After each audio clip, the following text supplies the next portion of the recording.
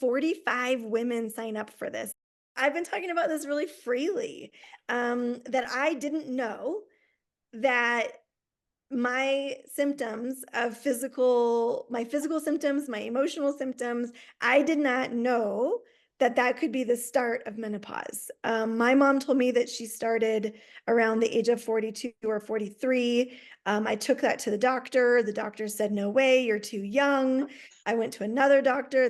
That doctor said, it could be that you had your tubes tied a couple of years ago. It could be that you went off birth control, but I don't think it's menopause. So I ended up going to several different doctors trying to understand what to do other than take antidepressant medicine and just say, oh, I guess this is how my body is now, gaining weight and not losing it, being tired all the time, et cetera, et cetera. And so as I was sharing that story and my story with other people, I really started realizing we're all in the same boat, and we weren't really taught, at least in my age group, we weren't taught that this is actually really normal. I just kept saying this, like, what the fuck? Right? So that's why we're here.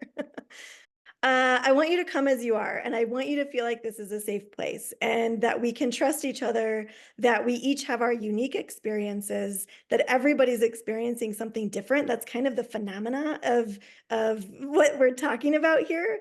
And I want you to come as you are. And if you haven't read that book, ooh, you should. There's a great book called Come As You Are, that's really about sexuality, sensuality, and what it means to be a woman and a sexual person. So definitely read that book. But it made me think of that this morning, like, come as you are, like, be you, be the imperfect, angry, confused, perfectly perfect you.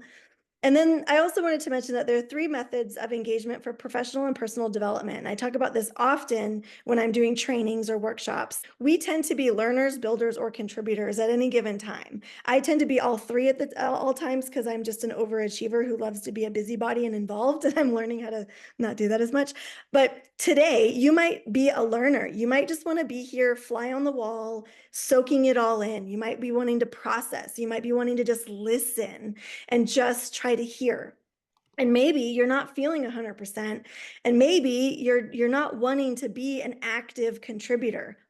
Put your camera on no show, put yourself on mute, be okay and accept yourself as a learner, and we will too. If you want to be a builder or contributor, that means you have expertise, you have experience, you have energy to share. And so being a builder means you're trying to build something. We're going to have some documents that we're going to share information in so that we can share it to you. If you want to be a part of that, you're helping me build that document. If you're in conversation and you're sharing, then we're contributors. What are we experiencing? What are some things that you have been noticing about yourself? It's amazing to me that so many of us are experiencing these symptoms, but our doctors seem to gaslight us. Yeah, put in the chat. Have you been gaslit on this? Have you been dismissed? Have you been told what you're experiencing is not, or what you're experiencing is like, there is no answer, take. Mine was, no, you're just depressed. Here's an antidepressant prescription. And then I went home and I was like, I don't want to feel that. I don't think that works for me. We like to be sure that our sharing in the workshops and the virtual leadership sessions that we hold are confidential. So I'm going to share some of the sharing here with the notes that we took. Nobody ever talks about this in our lives. Family, school, I have a master's degree, doctorate, no one talks about it. Horrible headaches and pains, feeling the aging, not as active, it's more difficult. Doctors are dismissive, hot flashes, night sweats, taking supplements that messed with our hormones, cold sores, troubles losing weight, feelings of depression and anxiety, bone density and shrinking in height, total loss of libido, impacts relationships that we have, and not feeling sexual or feeling asexual. Not sure where I'm at. Perimenopause, menopause, angry at the drop of a hat, crying and high emotions, emotional swings, aches and pains in our joints, exercising but feeling weird physical things. Doctors just say, yeah, you're aging. It's normal. Still getting cycle in the 50s, irritable emotional swings, aches and pains, being active and not understanding why this is going on, lack of access to family female history, difficulty explaining this to the men in our lives, not getting the cycle anymore, hot flashes, night sweats, not knowing there's a difference between hot flashes and night sweats, feeling like we're going back to the basics, trying to learn and navigate all the physical and emotional things. Quote, live with the period, learn how to manage, then we have to learn it all over again, end quote. Hair growth where we don't want it, feeling really tired, wanting to sleep all the time, insomnia or waking up at night and can't go back to sleep. It can feel so overwhelming, all of the advice and wisdom and resources that were given. I have a friend who's a doula who is really into women's health stuff and knows a lot about it from a physical trainer perspective as well. And she sent me the book See You Later, Ovulator, which is a great title for any book. Anyway, this book made me go, okay, well, maybe these are the things I could look at. And one of the big takeaways for me that I started exploring was like nutrition and what am I putting in my body? And so like, can I change my energy level with food? Can I realize that like processed sugars have never been good for me, but can I actually be more disciplined in that, right? And so that's the direction I took, where I was like nutrition, nutrition, nutrition, right? And then I was like, okay, well, I've changed some behaviors here that I feel are being positive. So like, can I now start asking questions towards the next one was like supplements. Everybody was telling me to take all these different supplements, take collagen, take testosterone, get some type of, injections, or go talk to a doctor about getting cortisol or whatever. And I was like, again, I'm focusing on what I'm putting in my body here. I don't know what to put in my body. So the next step was like, how do I find out what to put in my body, or what I could try to put in my body safely? And so I started going down the supplement route. And I did find with a nutritionist that cortisol is very helpful. D3, very helpful for me. What are the questions that you are asking, or that you need to be asking, to start moving in a direction of good resource for you? Asking the right questions. And I say this in leadership all the time. I always feel like good leadership is just learning how to ask the right questions at the right time, right? And to get to the right answers.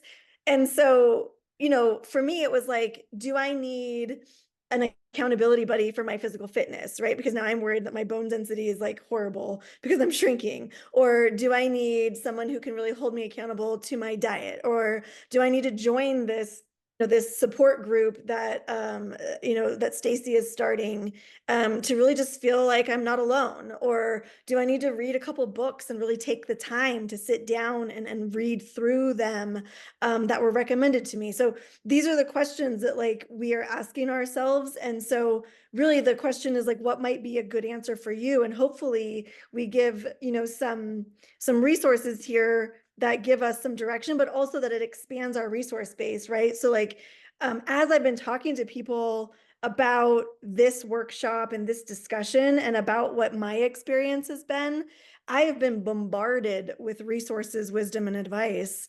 And so I've been trying to throw some of that in here. What are the questions I need to be asking to head in a direction to build expertise in where I'd like to go and what kind of supports I need? I know for me that I've been seeking out is a new therapist. Like I've had therapy throughout the years for my life phases. And when I moved to Colorado full time, I let go of my Texas therapist, right? Because my insurance was in Texas and now it's in Colorado. And I haven't found a new Colorado therapist for myself. And I'm finding that the anger, the anxiety, the sadness, the tiredness, the lack of libido, these are all things that are like really impacting my sense of identity.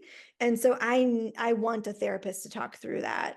And I can imagine like, for you to share, that you have clients that are really feeling that depression. Like, yes, therapy should be on here as like hey, think about talk therapy, think about somatic therapy, think about EMDR. Like, what are the types of therapy that might be good for us to consider? Well, I love that we're having this conversation and we're getting to learn about other, providers and stuff. And I think that it's really important in the medical professional world that like we know where our scope ends and another professional begins, and that we have those referrals that we can refer with. Like I'm sure in the trauma world, you probably have a lot of people that you work with, or you say, oh, you should see, this person or that person. I'm constantly referring people to therapy for all sorts of reasons as well. So I think it's really important, especially when we're going through stuff. And it's so interesting that you even say this because I never even thought of like my menopause as something to talk about in therapy. Like I've so many other issues, or that I was angry because of menopause. Not all doctors are alike, and not all male doctors or female doctors. So, we really want you to find somebody that you can trust. And as a medical care provider, I feel like the state of healthcare in the US is horrible. And it's pretty much everywhere, unfortunately, and in all situations. And I'm most familiar with labor and delivery, but I'm recently dealing with a mom who had a stroke and, aging parents. So I'm just seeing it all over. So there's like I was starting to say there's naturopathic doctors. So the difference between an ND versus an MD is functional medicine. So some acupuncturists, what I am is a licensed acupuncturist, can do Chinese herbal medicine, as well as functional medicine, like I mentioned with the labs. So is it okay if I explain a little bit about the Chinese medicine? So basically, it's all about yin and yang. It's about balance in your life. Yin is quiet, yang is very loud. It's always like opposites, and they're interdependent on one to the other, and one rolls into the other. And so, like a lot of us feel hot going through menopause, and so we become more yin deficient, and that's one of the symptoms. So something that we could talk about uh, in acupuncture are lifestyle things. Food as medicine. Are you getting enough sleep? How can you nourish yin? Our life and this world is very yang, like go, go, go. Who makes the most money, does the best, has the nicest house, all the things. It's very yang. So it's not really appreciated in our patriarchal, world to slow down and be more yin and to be a woman. Just knowing that there are people out there that do care about this. There's books, there's resources, there's podcasts, there's so many resources. Yeah, I think that, what we do, what we put in our body, on our body can really make a big difference, and paying attention to chemicals in our foods and toxins, hair care, skincare, body care, all of these things really play an effect as we're aging. And I just think it doesn't have to be so awful for us. Just know there's help. You can get help. People can help you. I feel like we should normalize this process. It should be discussed. I never knew what to expect, when to expect, how long, anything. And I feel like a lot of people are just left in the dark. One of the things I wanted to end on is just sharing out what has worked for you or what is working for you in certain areas. And example of that for me is I am such a sweet tooth. I will eat my way through my feelings around my period time, like cupcakes and cookies and like whatever, right? Knowing that no matter how much I work out, it's not going to go away. So one of the things I've really been working on is really trying to cut out the sweets and or really intentionally deciding when to have them. What I want to do is jump into some of these podcasts that were recommended to really see what other women are talking about. Well, what's worked for me is working with a functional medicine doctor, a naturopathic doctor, um, and that has really helped with all the different symptomology that I've had, going from crying and anger to, aches and pains or sleeplessness, sweats. Doing more self-care, I think this becomes more important for us as we age too, just to slow down, take time for us. And I just wanted to end on gratitude. One, for you trusting me with this space and trusting that it is a safe space to really share freely and openly and with authenticity. And I hold that really dear. And I'm just really grateful that you showed up and that you trust and believe in knowing that you can come in and have these conversations, and then trusting each other without really knowing each other, and believing that this community cultivates that, and that we're coming in with best intentions and with this idea of really supporting each other and hearing each other and seeing each other for who we are. And so for each of you to come in and share in the ways that you have and to really listen and care about the experiences of others is just humongous. it's a reminder that my virtual community is really a community of real women in real lives doing real things. And so please don't hesitate to reach out and share and connect beyond here. And also know that the virtual space is really just a holding place for us to be able to come together in ways like this that are really meaningful. You can find more podcast recordings and episodes at www.roamyoursoul.com. That's ROAM, roaming the world.